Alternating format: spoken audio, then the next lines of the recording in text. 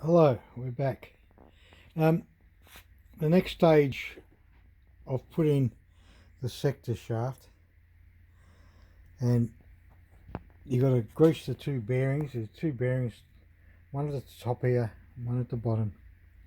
Wash them up, grease them, and then you fit it.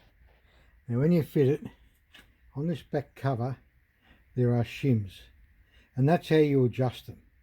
That's the adjustment. So the shims look like that, and if you haven't got any, I can't find any, I've made them out of a Coke can.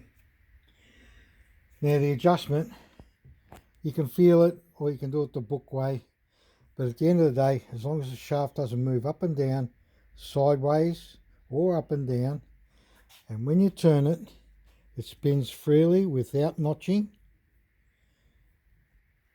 then it's okay.